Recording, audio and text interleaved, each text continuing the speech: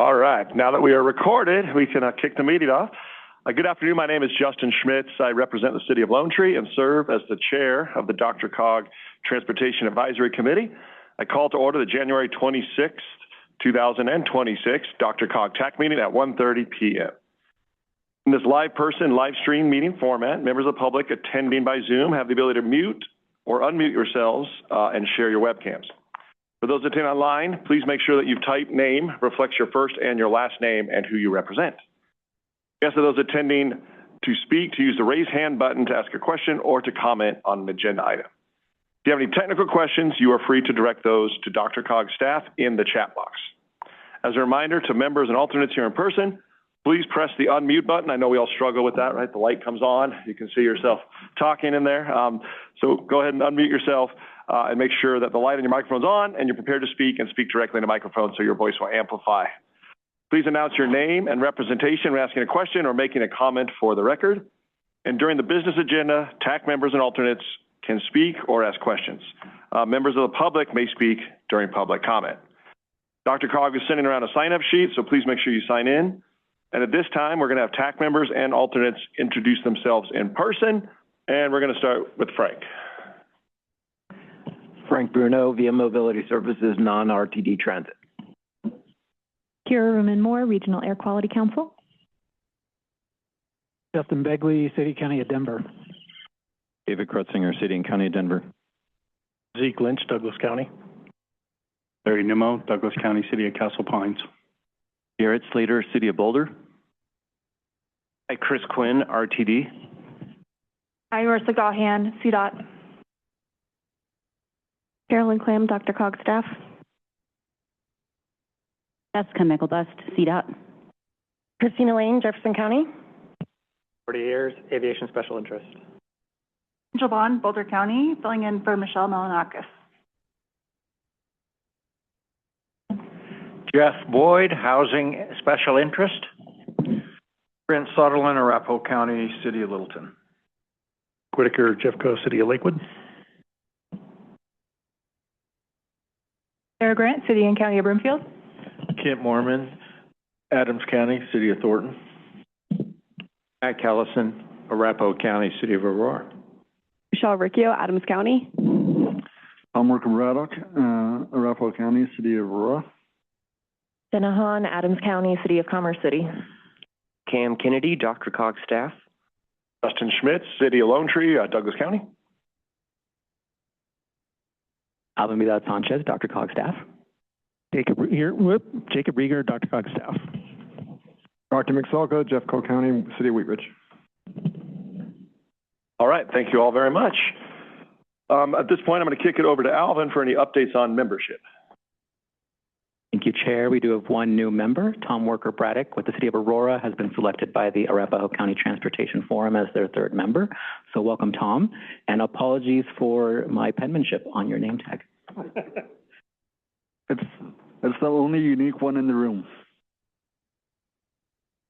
Well, welcome, Tom, to TAC, and congratulations. And yeah, I can read it, so you're okay, Alvin. Pretty good. Much better than mine would be, I can promise you that. For here, we'll move on to public comment. We will open the public meeting for public comment. Public comment is limited to 3 minutes. If you've joined by Zoom, please raise your hand by pressing the raise hand button, and we will call on you to begin speaking. If you've joined by phone, please raise your virtual hand, and you can do that by pressing *9. We will call on you by the last 3 digits of your phone number, and staff will unmute you, and then you will need to unmute yourself by pressing *6 on your phone. You'll have 3 minutes to speak, after which we will ask you to wrap up, and your line will be muted. As a reminder, after the public comment period, only TAC members and alternates will partake in the discussion regarding each item. With that, I will ask Pam, do we have any public comment online? Let's find out. Okay, thank you, Mr. Chair. I'll give it a second to see if we get any hands raised. Going once. Okay, no hands raised online. Do you have any in person? Behind me. Nope. Back to you. All right. Well, with that, we will go ahead and close the public comment period. At this time, we will move on to our meeting summary from the December 15th, 2025 TAC meeting. This was attachment A in your packet. Is there any discussion, corrections, or questions about the December 15th, 2025 TAC meeting? All right, seeing nobody excited to change that agenda, we will go ahead and make that approved. And we will now move into our action items for the day. So again, each action item, we have 2 action items today. We'll have presentations and then a vote on each of these items. So item number 4 will be an update on the 2026 to 2029 Transportation Improvement Program policy amendments. This is attachment B in your packet. And Josh Schwenk, Senior Planner, Programming and Project Delivery, will be presenting.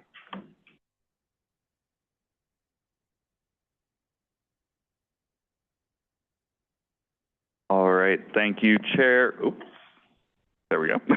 Good afternoon, everyone. So we do only have one proposed amendment to our Transportation Improvement Program this month. This is a result of federal funding redistribution. CDOT Region 1 is looking to add $14,480,000 to the surface transportation pool. This would allow them to add 6 new pool projects and increase the funding for 1 existing pool project. As part of this action, we'll also remove 2 completed projects from the pool just to clean up the project listing there.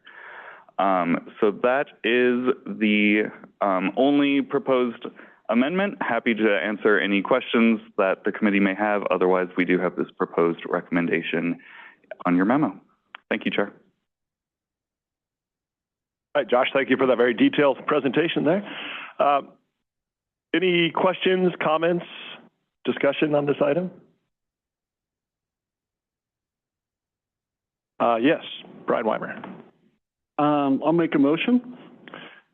So I move to recommend to the RTC the attached project amendments for the 26-2029 TIP. Thank you for that, Brian. Do I have a second? Second. Mike Whitaker. All right. We have a motion on the table. Would everybody please vote? And we'll start with, if you will vote in favor, please say aye. Aye. Anyone need to abstain? Or anyone who wants to vote no, please say nay. All right. Unanimous vote. Thank you very much.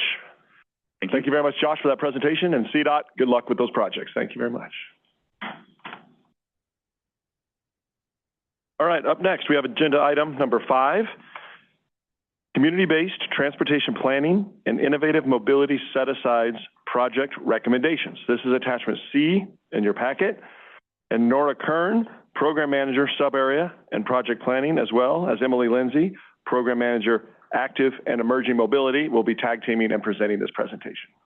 Awesome. Thank you, Chair. And good afternoon, everyone. I'm Emily Lindsay. I manage our Active and Emerging Mobility program at DRCOG, and I'm joined by Nora Kern over here. There we go. We're going to tag team Q&A, but I'm going to get through the presentation. So we are here to chat about project recommendations for both the community-based transportation planning and innovative mobility set-asides. So just as a refresher, I believe it was the last time you all saw me, this October, we came to chat about an upcoming call for projects, which happened between October 1st and November 15th. And we did a call for projects for 3 different set-aside programs that DRCOG administers. So you will see 2 of those set-aside programs bring forth some recommendations for funding. We do anticipate doing this again next year, so there's always more opportunities to participate in this program, but this is for this year of funding. So these set-aside programs, I always say they're new set-asides, but they're not new anymore at this point. You all are very well acquainted with these set-aside programs. These are administered inside DRCOG so that we can offer these match-free using toll credits. And we really work in partnership with local agencies, and DRCOG staff leads the technical service kind of assistance portion, but we really do work really close with local partners, and I see some folks in the room that we're working with on set-aside projects. So thank you all for your partnership and continued interest in these programs. As you can see, there was a lot of interest in the programs. We received 22 applications, this call for projects for over $5 million for both of the set-asides. And just to give anybody a refresher or any new faces here about what the set-aside programs are that we're talking about today, we have 2. The first one is the community-based transportation planning set-aside, which Nora leads. This is $2.5 million total in the 4-year TIP program. And really, again, this focus on technical assistance for community-based transportation planning projects. And there is kind of a focus on mobility challenges and serving historically marginalized communities. So these projects really do have a heavy focus on engagement activities and identifying implementable outcomes. The other set-aside is the Innovative Mobility Set-Aside. This is funded at $1 million a year over the 4-year TIP period. And this really focuses again on kind of planning, technical assistance associated with preparedness, feasibility, or analysis in the innovative mobility realm. This set-aside really was designed to invest in collaborative learning efforts so that we could all kind of take away lessons learned, best practices from emerging modes and transportation technology applications in the region. And so our call for projects, like I said, yielded a lot more interest than we have available funds, but we wanted to give you an overview that for each set-aside, how many projects were received and what the recommendation from the panel was. So we received 14 projects for the community-based transportation planning set-aside and the selection panel. Each set-aside has a separate selection panel, and they utilize the scoring criteria identified in the TIP policy set-aside document for each of the set-asides. So they are scored independently of each other. And the selection panel met to discuss the scores and the different recommendations. They ended up recommending 3 different projects for funding at $800,000. You can see the projects listed here. The project partners are Lakewood, North Glen, and Adams County. And you can see a full list of the projects that were submitted for consideration that were scored by staff in attachment 2 of your packet. The Innovative Mobility Set-Aside received 9 different applications, and the panel met and recommended 4 projects for just over $1 million in funding. The project partners for these projects are Denver, Arvada, Adams County, and RTD. And you can see that full list of projects that were submitted for consideration in attachment 2. And so we are asking for your recommendation about which projects should be recommended for funding to the RTC. And you can see the proposed motion on your screen. But I'm happy to take questions. Thank you very much, Emily and Nora. Do you have any questions on this item? Yes, Mac Collison. Thank you, Chair. Emily, could you give a brief thumbnail on the innovative mobility, interested in the components of Denver? And the signal priority. Yes, so that was just a quick summary of the Denver project. Sounds good. So Denver, the recommended project is for the design and operations of TSP or transit signal priority with using connected mobility technology. So thinking about connected vehicles and that kind of thing. This is to develop a plan and concept of operations to operate TSP at designated intersections in Denver. So really figuring out like what is the plan? How do we develop a concept of operations that's implementable kind of at our most complex areas? And I will defer also to, I know there's Denver staff in the room, if they have additional information they'd like to share with folks, but we're happy to share additional information as we develop the scope. Denver staff, did you want to add anything to that? Sure. Some of the key locations, this is David Krutzinger, some of the key locations that we're looking at have to do with where our fire stations are locating. So looking at interactions of the EMS and as well snowplow calls on top of the transit signal priority systems and trying to make sure those all work out properly. And follow-up question, and then David, implementation would be future grant opportunities or city-funded initiatives? Some of all of the above. Okay, to be settled on. Perfect. Thank you. All right, thank you very much. Other questions? Cantatis, you got yours answered? Okay. Brian Weimer. Thank you for the quick presentation. Question would be, there's a number of projects that were included here. Do you have a ranking of how those scored among one another in the scoring information? Yeah, so the attachment 2, which lists all of the projects, those are presented in the ranked order in which the project scored. Okay. So that's, again, they were ranked independently, so the projects were scored for each set aside, and you'll see the associated ranking in each list. Other questions? think I just had one, which was, you talked about a selection panel. Maybe I missed it. Who was part of that selection panel, or how did that process work? Yeah, so we convened DRCOG staff internally across two different divisions, so the Transportation Planning and Operations Division and the Regional Planning and Development Division. And so depending on the subject matter expertise, again, these had two separate different panels. So there were different representatives depending on which panel we're talking about.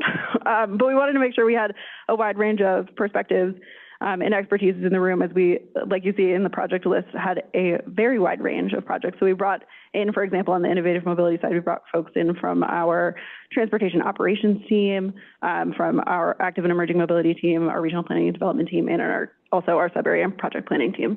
So we had to have a nice, blend of perspectives. Perfect, thank you. Other questions? Yes, Sarah Grant. Sarah Grant, City and County of Broomfield. I move to recommend to the Regional Transportation Committee the selection of the recommended projects presented for the community-based transportation planning and innovative mobility set-asides. Do we have a second? Mike Whitaker, I'll second. All right, thank you very much, Sarah and Mike, for putting that motion on the table. Do we have any further discussion on this item? Okay, seeing none, we will take a vote. All those in favor, please signify by saying aye. Aye. All those opposed, signify by saying no. And any abstentions on this item? Okay, thank you very much. And Sarah, 2 years, you probably got to make a motion there. Congrats, exciting. Congrats. All right, well, that concludes the action items for tonight. We will move into our informational briefings. Our first informational briefing of the day is item number 6, the 2029 to 2032 Transportation Improvement Program Kickoff. This was attachment D in your packet, and Todd Cottrell, Program Manager of Programming and Project Delivery, will be presenting. Oh boy, who's ready for this again? We're all excited. Yeah, I cannot promise it, but we will try not to do 4 calls for projects, all back to back. We'll see what happens, but that's not the plan going in. So thank you. This, I guess, officially sort of kicks off the process.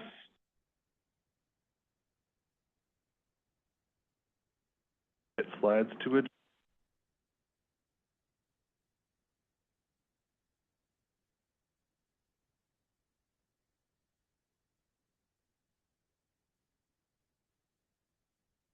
Okay, user error.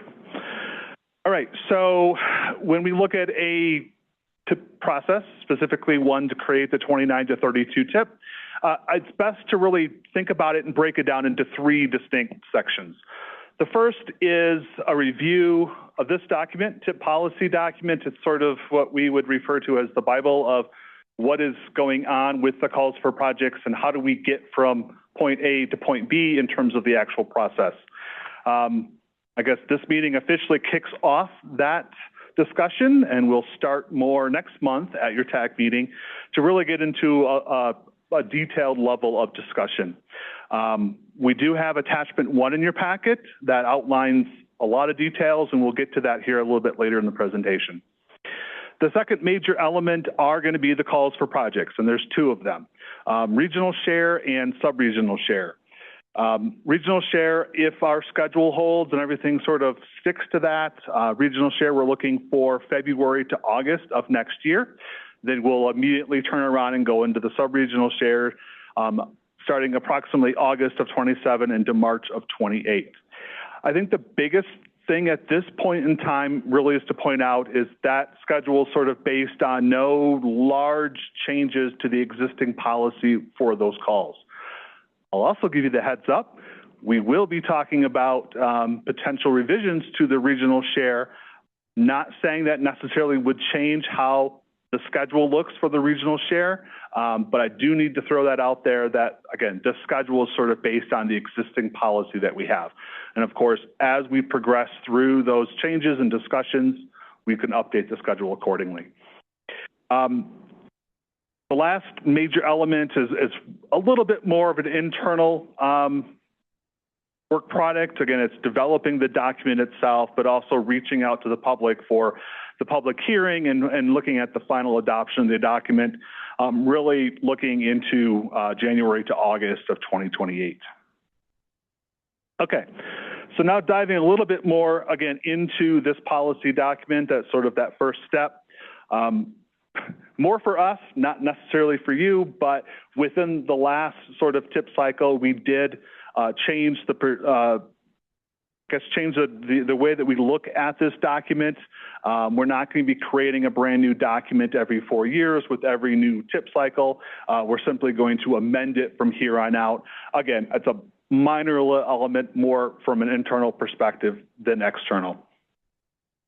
So we are continuously receiving comments and feedback, whether it's through folks like yourself, board members, internal staff discussions, all sorts of things. And the way that we looked at all the changes that we have recorded to date, they sort of break down into a minor and a major category. These minor comments or minor amendments, minor changes, really don't necessarily rise to the level of needing a discussion with this committee. They're important, but there's other more important items that I think we could maybe focus on. General wordsmithing, we're changing the document to be 100% accessible. Something like, for example, the subregional share forum percentages, things that we would naturally update regardless. These will automatically be included within the draft amendment to the document. We were already making those changes. We are planning to bring that document to you next month just to take a look at and make some comments as you feel necessary. Maybe there's an item to pull out for a full fledged discussion with this group. Maybe most of those items can stay in there like it's proposed. Regardless, you will see those changes before you take action on it later this year. So we're not going to forget about them. We're just going to sort of pull them out, understanding they might not need a full-fledged discussion. The other category really is what we'd call major. These are items that we feel need a certain level of discussion by this group or another group that we'll talk about here in a second. And these are identified within the top section of attachment 1. We'll show that here on the next slide. So for example, I already mentioned the regional share. We'll want to talk a little bit more in detail about the set-asides and what we may propose for those. And then of course, some of the criteria for the sub-regional share. Again, just a few examples of things that are coming up within the next year. Maybe a little difficult to read on the screen, but that, again, it's in your packet. That top section in green really does focus in on sort of a month-to-month guide where the items will be bringing to either this committee or, I guess I'll introduce this now, the formation of a TIP subcommittee. And again, we'll talk about that here in a second. We will, again, have those monthly discussions with this group with some periodic check-ins with our board to make sure that we're all on the right track, hopefully sort of ending very late this year or early next year with an action for the amendment of this document, then moving into those next steps in the regional and sub-regional calls. Just a couple things to point out with the regional and sub-regional share calls for projects. Again, that is scheduled based on the existing policy we have now. Dependent on how those discussions go with the TIP policy, we may make adjustments to those. Not much has changed since we did this last time, but I did want to just point out a couple of small changes that we've accounted for. For the time that both of these calls are open, again, it will be open for a minimum of 8 weeks, but we are potentially allowing ourselves additional time if we want to have that open for longer than 8 weeks. Another item to really point out is the public comment period after we close those 2 calls for projects. If you recall, during the last calls and the fiasco we had with those 4 calls, that public comment period was really short. It was only approximately 2 weeks. We are building time into the schedule where those projects to receive comment on will be open for approximately 4 weeks. But I think at the same time, for both of those calls, there's some background work that can start on those while we're receiving public comment. So that should help a little bit more with the schedule.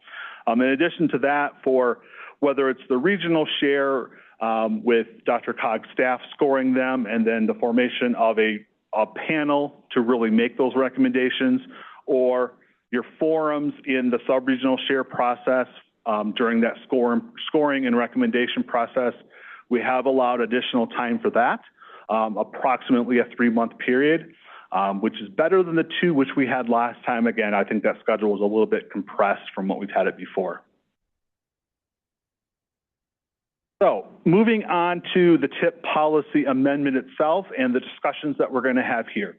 So as I said earlier, we're sort of looking at this on a 2-pronged attack. One are the items that we're going to bring to you monthly, understanding that with the other agenda items that you're going to have throughout the year, that's probably not going to be enough detailed discussion, at least I think from our perspective, without having that additional time to really get into some of these topics. So we're looking to form a TIP subcommittee. The way that we are looking at this is just informal discussions with members of this committee to have additional discussions to really give additional direction that comes back to TAC itself. Again, what we're sort of thinking on topics, the regional share, the set-asides, and questions that we'll create for the actual application. In terms of the actual structure, within the next couple of days, we are going to be sending, or you'll get an email from Cam, an invite to take a poll to create this TIP subcommittee. We're extending the invitation to everyone who is a TAC member. Ultimately, we would hope, though, that at least 1 or 2 TAC members from each county transportation forum would participate. After we sort of have that first meeting, we certainly can maybe make a few select calls to invite a few to participate if we don't have that. We're also invited will be the regional partners and special interest seats. So again, we hope that everyone will participate. Again, we're looking at this to be really informal. This is a discussion period. In terms of schedule, we're hoping to sort of have this in that 2-week period after we have the TAC meeting, so maybe earlier in the month. This will be virtual. We'll probably schedule them for 2 hours, even though we may not need that full 2-hour period. And again, hopefully we'll begin that here in the next few weeks in early February. Again, completely voluntary, but we're looking for your feedback. Ultimately, that will help DRCOG staff form our recommendations, which will come back to this committee for a much larger discussion and then eventual action into the actual document. With that, that's all I have for today, and you'll certainly see me almost every single month. Are there any questions or comments that anyone has right now concerning the material just went through, or maybe the TIP process in general? All right, thank you very much, Todd. I think this first question over here from Zeke Lynch. Zeke Lynch, Douglas County. Thanks for the presentation, Todd. I really have 2 questions. The first of which you mentioned that DRCOG is contemplating some changes, the regional share policy. Can you elaborate on that for us? And then my second question is, as a sub-region, the minor changes that might affect the sub-regional percentages is important to us. So can you clarify, not only for some of our new members like myself, how is that regional share calculated, and then how might it change if that's considered a minor change? Right.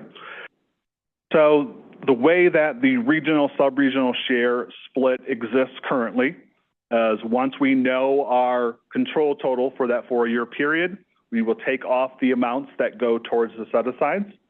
That remaining amount gets split 20% to the regional share and 80% to the sub-regional process. The sub-regional process then gets further split down by percentages for each of our individual forums. At this time, we're not planning to revisit that percentage. Of course, that is up to this group if they would like to bring that topic back up. In terms of regional share changes, how best not to give everything away. All right. I think some of you who have been around long enough understand that we really have had a large wholesale problem with the regional share in terms of very hard to describe. We never really knew what it meant, which then directly affects the sort of criteria we have, then that affects the projects. So one of the things that we're looking at is, again, on a high level, what is the regional share, and can we perhaps develop a DRCOG goal to essentially say, at the end of that 4-year period, we have accomplished something. That's maybe the best way without getting into a ton of detail, because there's a lot of variables to it, and there's a lot of things we don't know yet. But I think it essentially starts with that premise, understanding that there may be other alternative ways to think about what the regional share is and how DRCOG as an organization, as a partner in the metro area, can really focus and shape the future of transportation.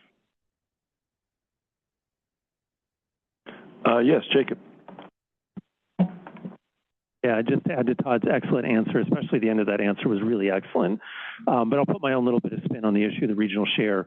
We know that there are regional needs throughout our metro area. Like, we know intuitively that there are regional things that the big picture things that we ought to be tackling through the TIP process. The question is, what is the most efficient use of those regional share dollars, that 20%?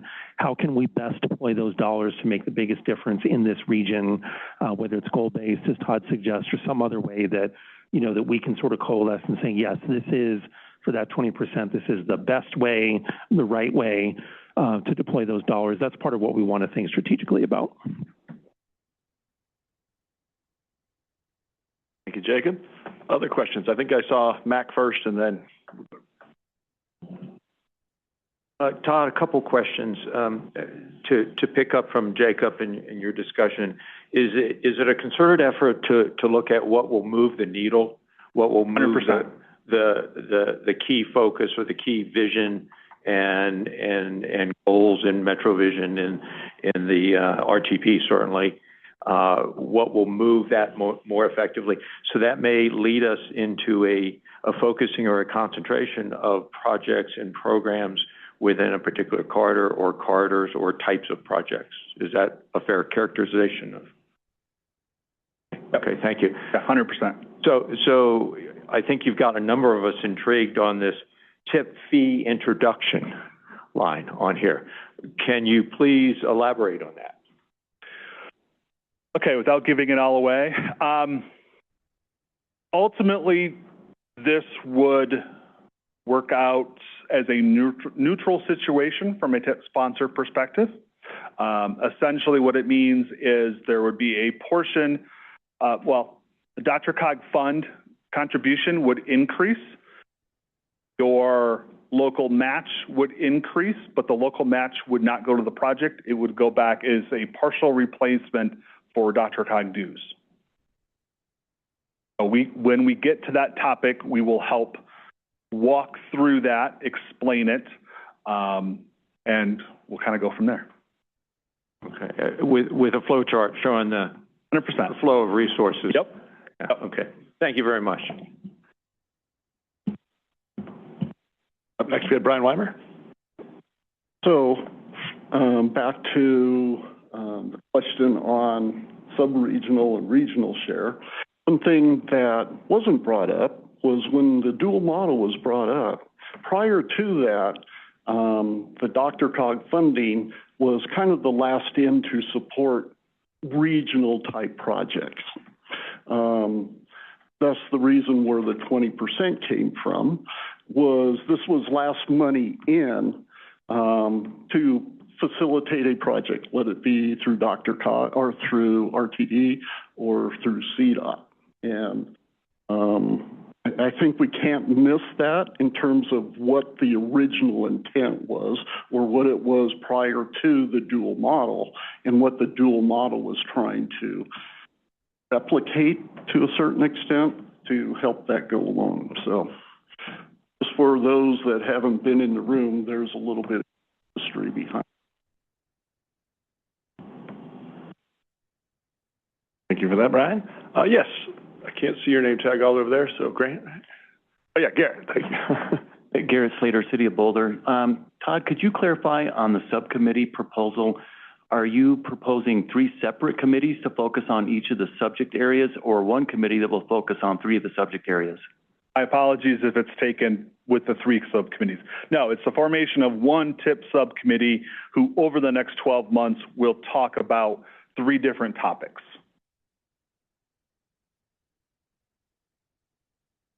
That's a good clarification. Thank you for that one. Sorry for any confusion. Other questions? Yes, Michelle. Hey, Todd, thanks for this. For the subcommittee, would the invite be extended to both TAC primaries and TAC alternates? I don't see why not. Correct, Jacob? Yeah.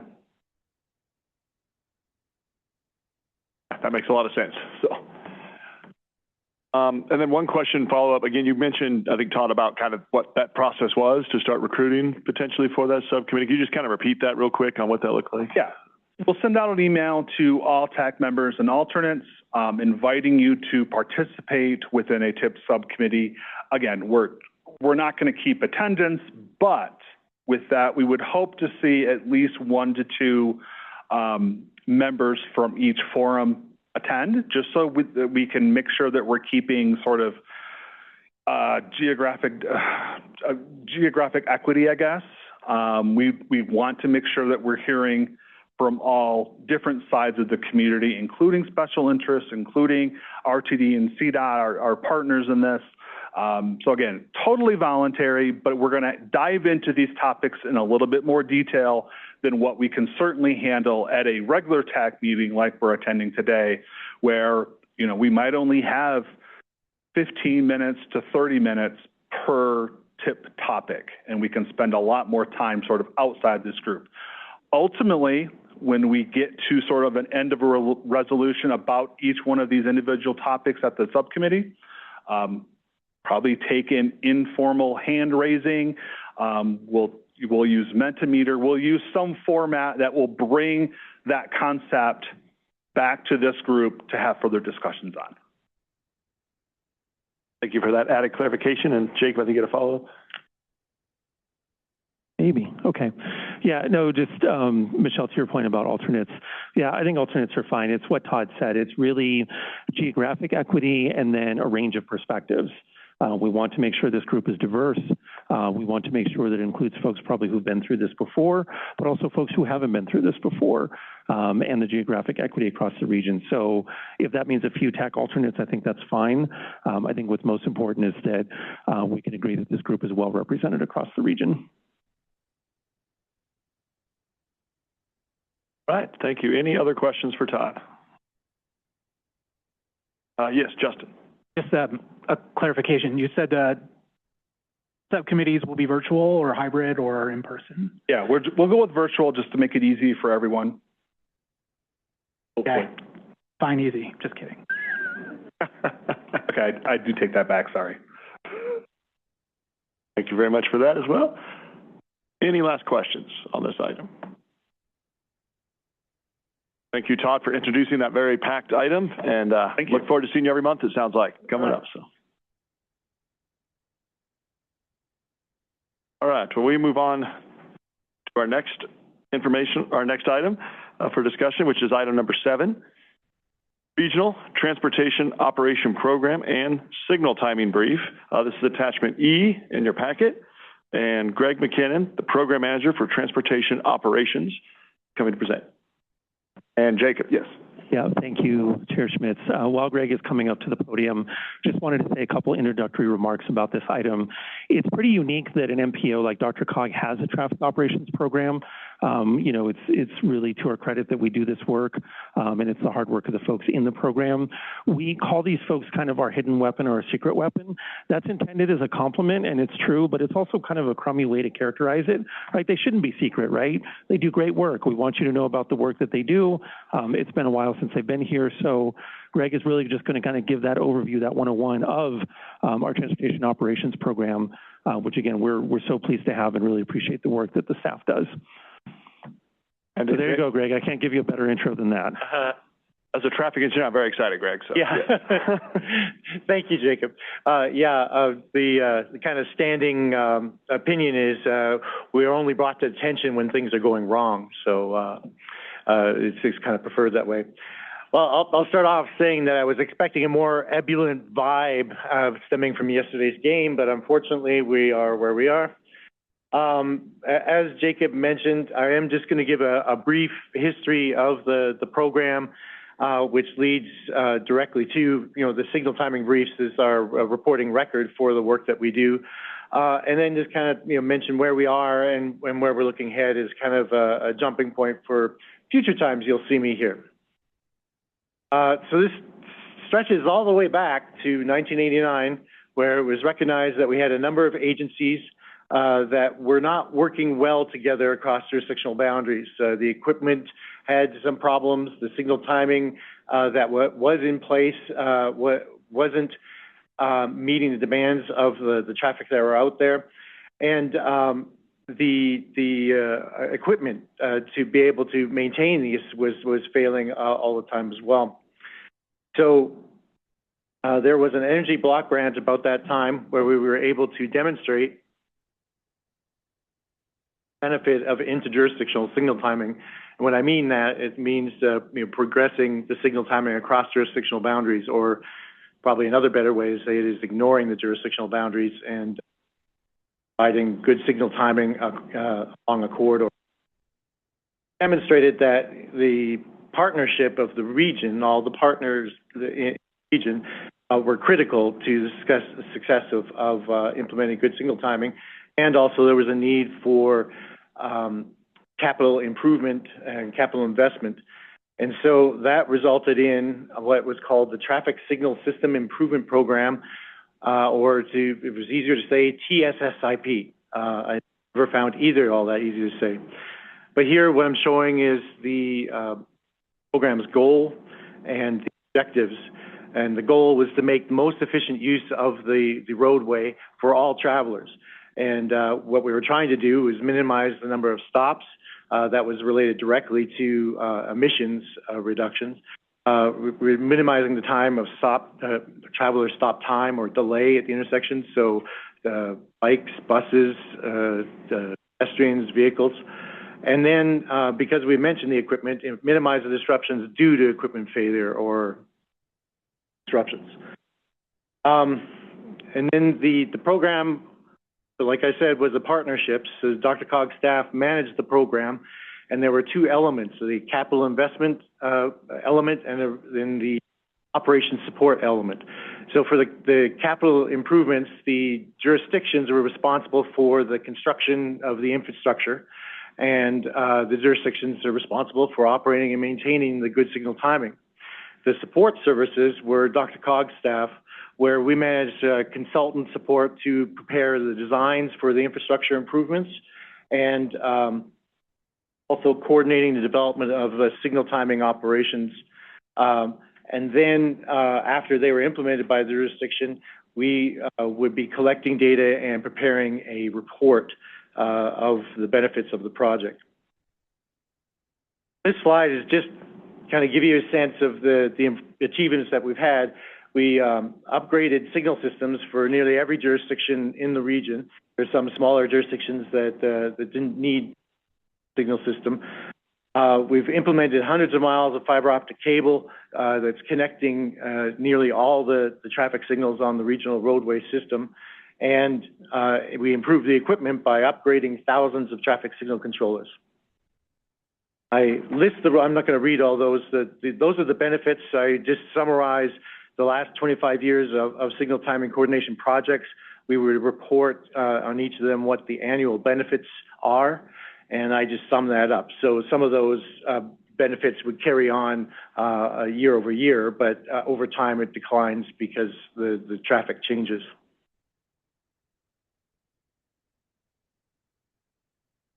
So getting closer to the signal timing brief, the report, just wanted to briefly summarize what the DRCOG staff does.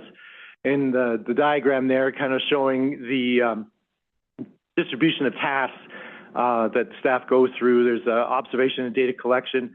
Then there's modeling to come up with the good signal timing, the implementation, and then we do tweaking, we call it. We optimize the settings in the field and then do good reporting at the end. And then just generally, the way we go through is we define a common cycle length, and the cycle length that we're selecting is looking to minimize the delay at all of the intersections. It can't always be the same cycle length that is the optimum, but we pick the best one that will fit for the corridor, and you'll see in a moment what cycle length is. And then we determine the phase timings. That's the splits between the turning left, turning right, going straight through. And then we establish an offset from the first signal to the subsequent signals, and that you'll see in the next slide, it gets us to arriving at green light from successive intersections. And then we implement, optimize, and evaluate. So I'll show the picture that I was talking about. So here, just showing some of the fundamental things that I want you to understand. The cycle, I don't know if I can, okay, the cycle length that I identified there, that's what we're trying to do is have a common cycle length so that we can line them all up going down the corridor where you see the green band in that diagram. And that's generally that slope that you're seeing. It represents the speed limit because that is time going from left to right, and from the bottom up is the distance. And the phases that I'm showing are just the different colors of the signal generally. And the offset is what's done based on moving the beginning of the cycle length so that you're arriving at the successive signal depending on the distance between the signals when the light is turning green. Other illustration that I like to show here is this one. This is what we call a space-time diagram. Staff collect this by traveling down the road with GPS equipment. And so the distance in this case is going from the left to right, and that was the time, and the distance is from bottom to top to the bottom. The green line is representing what the speed limit would be, and as you see there are individual travel runs that are showing, when they are roughly parallel to the green line, they're going about the speed limit, but then there are times when it's horizontal, that's showing where it stopped. So what we're trying to do is eliminate a number of those bumps, and if we can't avoid those bumps, make them shorter than before the project was implemented. So here is on the left is an illustration of the signal time of reach that are going to be distributed. They are in your pack, the first set of 5 that we have been hanging on to here. They describe the location, the roadway classifications. In most cases, it's going to be principal arterials and major regional arterials because those are the ones that are signalized. And then we have the description of the benefits. So the reduction in stops and delay, reduction in fuel consumption, represented both in gallons and in value, and the same with emissions too. So like I said, they're going to be distributed from now on in the board packet when we have them completed. Previously, we posted them online. They were not in an accessible format. They're a little too visual. So we've modified our approach a little bit here to be able to display them. But they are displayed on a web app on the DRCOG website. So I'd given achievements to date, and we're looking to continue more achievements, but the program is going to evolve. We have the Regional Transportation Operations Technology Strategic Plan, which has highlighted a number of initiatives to better coordinate more dynamically. In the past, we've been working corridor by corridor, making improvements, both capital improvements and operational improvements. We've kind of set a foundation that we can build from, and we're looking to provide more regional and dynamic coordination assistance from the DRCOG staff. We are funded through the Regional Transportation Operations and Technology Set-Aside, and this next round, which is coming up here in several months, that will start to kick off, DRCOG's intending to lead a number of the higher priority initiatives to have a better regional situational awareness. So not only will you know what's going on in your jurisdiction, when I say you, your staff who are controlling the signals, but we'll be able to know from jurisdiction to jurisdiction to be able to be in a position to coordinate. In addition, we'll be improving the performance measures collection and analysis to be able to provide support assistance in keeping optimized timing going on. So again, kind of an evolution from before. Instead of working from corridor to corridor, what we will be achieving is small adjustments continuously to keep things as optimized as possible. So that is my brief presentation. I'm open for questions. Thank you very much, Greg, and I will now open it for questions.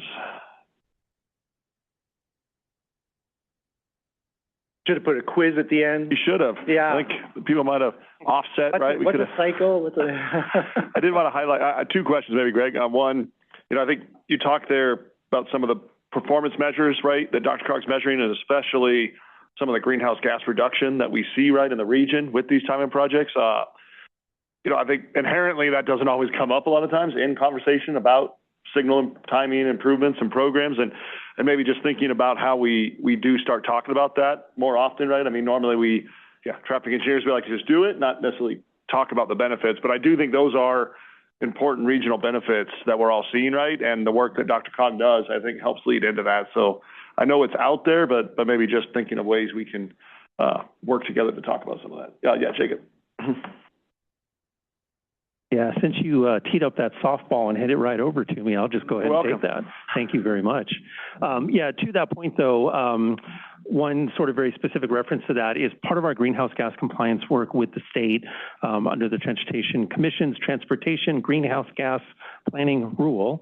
One of our many strategies is actually signal timing, actually doing more signal timing, because it turns out under the methodology of calculating greenhouse gas emissions for particular mitigation strategies, signal timing actually turns out to be a very efficient and very effective strategy. So we do a lot of that work already, but we actually built into our greenhouse gas compliance the potential or frankly even the commitment of doing more signal timing work over time. So that is sort of a real life example to the chair's point. Since I have the floor, I know it's a little unusual for staff to ask staff a question, but Greg, could you go back to the corridor travel runs time graph? Yeah, that one, thank you.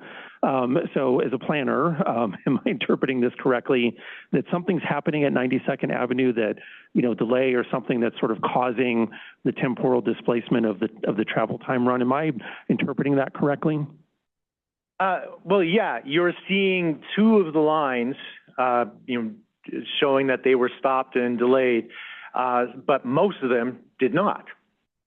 So yes, you're seeing some stuff going on, but if I had the before runs, I'm sure it would illustrate an improvement at that point. So, as you travel down the road, there's more cars sometimes than other times. So there's variations as you go for each run, and they just didn't hit the green band as they came there. So for two of the runs. Other questions? Yes, Tom. Tom Braddock, City of Aurora. I'm not a signals guy, so I feel a bit like a vegetarian in a steakhouse. But if you can accommodate my question, how adaptable and reactive is the signal timing? You mentioned coordination among local jurisdictions. Is that coordinate once every 6 months and then those signals are what they are for the next 6 months? Or is that allowing real-time reaction to changes in traffic flow, incidents, things of that nature? Yeah, unfortunately, the answer is all of above. So the program, we had been working out a scheduled review of corridors in about a 4 to 5 year time frame. So if we were looking at a corridor that had only been retimed a couple of years ago, we would leave it alone because we didn't think that the benefits achieved would be measurable. But then, you also mentioned more of adaptive or responsive type of signals. Some jurisdictions are implementing those. And so what those do is they measure the traffic in real time and will either select a predetermined signal timing plan to employ based on what has been collected, or it will come up with, there is no signal timing plan. They'll just come up with phases that react to the traffic that are coming. So that is very interesting and exciting and advanced technology. But if you are a jurisdiction beside another jurisdiction that has what we call time of day signal timing, there's a AM off-peak and a PM signal timing plan, then those two plans are not going to mesh because one is dynamic and one is static. So that's where the evolution of the program we're talking about, instead of waiting for things to change, we'll look for problems and come up with solutions on a more timely basis, more closer to real time. I don't want to say real time, but to pay attention to what's happening and work to address it immediately. Yes, Garrett. Thank you for the presentation, Greg. Could you comment, I guess, as you evaluate how to prioritize corridors that are recipients of RTOT funding, how corridors that either currently have high demand for transit or we hope will have high demand for transit in the future, how that gets figured into the calculation for prioritization? In the current RTO or the set-aside policy document, there is the scoring in there, and one of the 6 elements for related to the regional transportation plan is transit, and so it's one of those 6. So it's not the driving decision factor, but it's certainly something that we pay attention to. In fact, we are working very closely with RTD and local jurisdictions on coming up with a regional TSP concepts and for more consistent implementation across. Other questions? Over Christmas, I went down to Orlando, Florida, and many other places I go, and I'm always so happy of our regional signal traffic around here and how good I think all of us do. So appreciate the work DRCOG does. I think when you go somewhere else, you notice that difference quite a bit on not sitting through signals for 3 minutes. So. I thought you were going to say I visited the Orlando TMC, so I was a little disappointed there. I couldn't convince my wife to go on that trip. All right. Well, thank you very much, Greg. Appreciate it. All right. That moves us on to our last discussion of the day.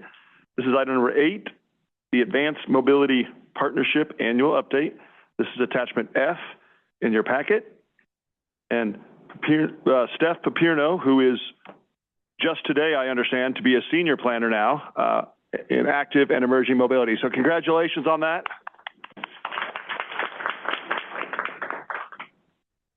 Here, okay. Good afternoon, Chair and members of the TAC. As said, my name is Steph Papirno, and I am here this afternoon to discuss the Advanced Mobility Partnership. So the Advanced Mobility Partnership, also known as AMP, is a collective effort between DRCOG, RTD, CDOT, and the Denver Metro Chamber of Commerce. These partners came together in 2019 to publish the Mobility Choice Blueprint. The blueprint is a document that is meant to guide a strategy, a cohesive strategy as innovation happens in our region. How can we come together to advance more transportation modes and choices now and into the future? And really at the core of the Mobility Choice Blueprint is a set of 34 recommendations, also known as tactical action items. And these recommendations are for regional policies, regional programs, and regional pilot projects. And so today I'm really going to dive into some of the efforts that the AMP Mobility Partnership agencies have been working on specifically in 2025. So in 2025, RTD implemented a Mobility as a Service, or MAS, pilot funded through the Federal Transit Administration. And this was really looking at integrating trip planning into one app. So their pilot was with the transit app, and that pilot is wrapping up actually next month. RTD also launched the third round of the partnership program, and they announced 8 projects that were awarded funding. And since RTD launched this pilot program, they have funded 10 microtransit services across the Denver region. CDOT, in collaboration with the Autonomous Mobility Task Force, is preparing to release a new report that outlines the development and adoption of autonomous or automated motor vehicles. Also, CDOT is developing the CO Transit app. This is a platform to enable regional transit coordination in collaboration with transit providers across the Colorado transit system. And you heard a little bit about it from Emily earlier today, but we have launched another round of our innovative mobility set-aside projects and are looking to get that next round approved by the RTC and the board. And then DRCOG has also continued to invest in the data sharing platform and provide guidance as jurisdictions want to implement shared micromobility. We continue to serve as a resource for those jurisdictions. Additionally, DRCOG in the fall of 2024 received a nearly $1 million grant through the Innovative Finance and Asset Concession grant from the U.S. Department of Transportation's Build America Bureau to accelerate the implementation of BRT, and that work is being implemented through the regional BRT partnership. And then DRCOG also awarded several microtransit planning, expansion, and pilot projects. One of them is the town of Parker. This is looking at an implementation plan, and this project is hopefully going to be kicking off this summer. The City of Commerce City is also currently working on a microtransit study, and this was funded through the Community-Based Transportation Planning Program set aside. And then lastly, Douglas County is working on a couple of different microtransit pilot projects funded through the sub-regional TIP. And so the AMP working group meets every even month of the year, and we meet to discuss innovative projects happening not only across our region or the state, but also nationally. And I don't think he's here today, but Carson Priest has been representing TAC at the AMP working groups, so just wanted to thank him for his service and participation. And so we met 5 times as a working group throughout 2025. In February, we heard from a DRCOG colleague, Mallory, on the Ride Alliance project. This is really looking to create a centralized trip planning and dispatching hub or exchange. We also heard from CDOT on their autonomous truck-mounted attenuator for work zone safety. This is a driverless vehicle, which you're seeing on the right-hand side of the screen, that is following construction workers to purposely be meant to be hit into and crashed into to protect those roadway workers. And they've started this pilot in 2018. In April, we heard all about electric vehicle charging infrastructure. We heard from CDOT on the state of charging across Colorado, but we also brought in a speaker from the Portland Bureau of Transportation to hear about some of the innovations in charging infrastructure that they're currently implementing in the public right-of-way. In June, the focus of the meeting was all about funding innovation in transportation projects. So we heard from CDOT on the Clean Transit Enterprise. We also heard from CDOT about their new seed funding format for the Transportation Management Organizations, or TMOs. And then we heard from 2 professors, one professor from Colorado State University and one from the University of Colorado, Denver, on the Center for Transformative Infrastructure Preservation and Sustainability, or CTIPS. And this is really research projects that are funded at the federal level. And then in August, the focus of the meeting was all about pedestrian and bicycle counts, or Bike Plus. We heard from the city of Arvada, and we learned about their data bike, which you can see on the right-hand side of the screen. The data bike currently is being used to take 3D imagery, which you can see from that mounted camera, but it also is equipped with a software to track pavement condition so that the city staff can better plan for maintenance based on what the bike is collecting. We also heard from my colleague Erin with DRCOG on our mobile counts and the permanent counts across the region and how to access some of that data on our regional platform. And then we also heard from Erin and from somebody from the City and County of Denver on the Innovative Mobility Bike Plus Data Fusion Project. This is a collaboration between the City and County of Denver and the City of Boulder, looking at big data sources, taking local counts, and validating the big data sources to come up with an activity model. And then we didn't meet in October, but we did meet in December, and the focus of that meeting was really automated vehicles and connected vehicles. We again heard from CDOT on the ATMA project, but this was really focused on the recently published toolkit. So there were 4 pilots, 4 ATMA pilots, one with Colorado, one with Oklahoma, one in Minnesota and Wisconsin. So this toolkit really takes lessons learned from those 4 pilot projects and puts it all together in a comprehensive toolkit for communities looking to deploy ATMAs. We heard from Waymo, which I know was very exciting for a lot of folks, and their plans to hopefully deploy in Q2 of 2026 without a safety driver. And they shared some of the safety improvements on their 6th generation vehicle, and they're better equipped to operate in winter climates. And then lastly, we heard about the connected work zone standards from CDOT.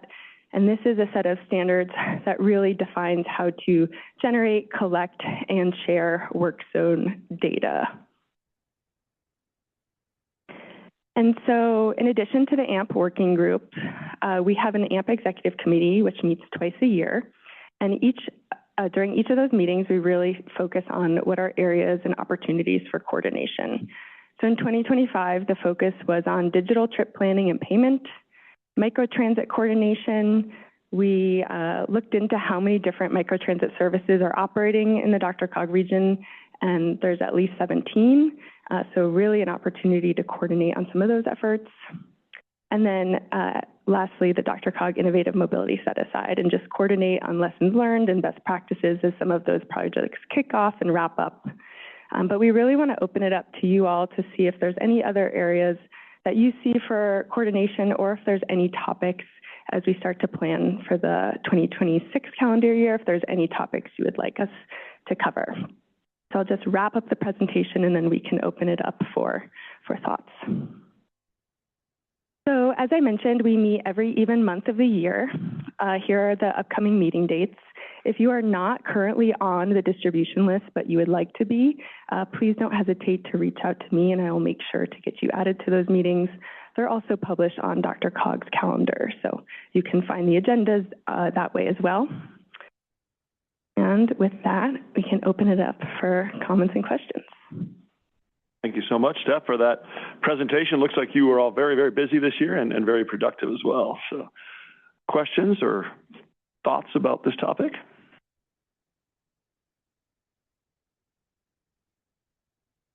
Yes, Tom. I'm Mark Braddock, City of Aurora.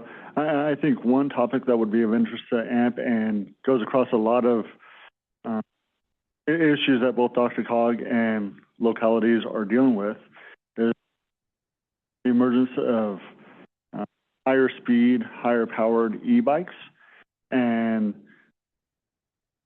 the opportunities for changing the design guidance of facilities and how to accommodate them. And I know the Active Transportation Plan has a lot of focus spent on that, but that also impacts things such as microtransit, first and last mile on demand, and TDM efforts. And it's also a big concern for a lot of local jurisdictions of what is the proper placement in the right-of-way or outside the right-of-way for these higher speed, higher powered e-bikes. Yeah, that's a great comment. And I know Boulder County recently released a video explaining kind of the difference between e-bikes and e-motos. And the City of Boulder has recently updated their website with kind of distinguishing the difference. But that's a great idea.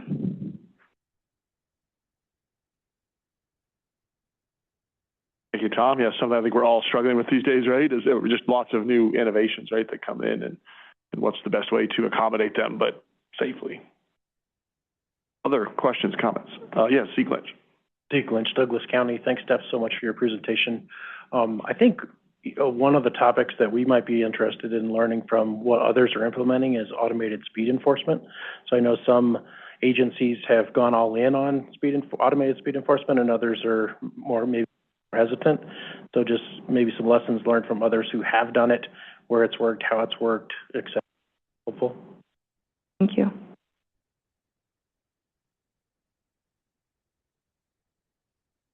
Other questions?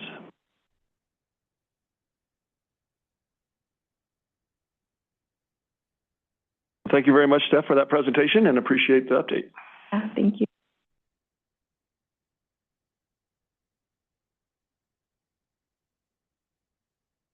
We do not have any informational items today. That will move us on to administrative items. Do we have any member comments or other matters that were not brought up as part of the agenda today? Alvin? Thank you, Chair. Just a couple of announcements from DRCOG staff side that we think is for the good of the order. The first is we do have a vacancy on one of our special interest seats, so that's our non-motorized special interest seat.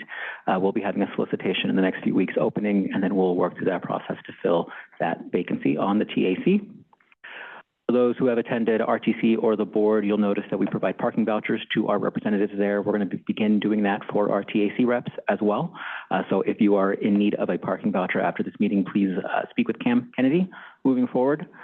We also recognize there are a lot of different ways to travel in the region, and we want to encourage that. So moving forward, we will also continue providing a portable bike rack right outside the conference room. So in case folk would like to bike in and secure their bike, you'll be able to see it from the conference room, be a little more secure doing that.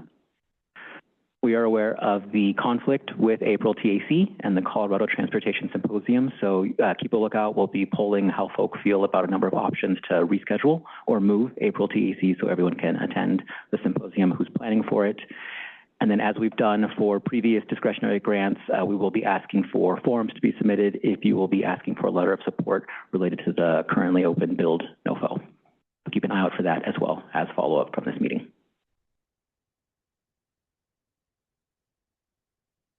Thank you for that, Alvin. And yeah, we noticed the bike racks coming in today, so it looks very nice. Any other member updates or comments? All right. Well, again, if you did not get a chance to sign in, please make sure you do sign in before you leave. And again, if you need a parking voucher, sounds like Cam's got them right here for anybody who needs to grab those on the way out. Our next meeting will be Monday, February 23rd, 2026, and we are now adjourned at 2:43.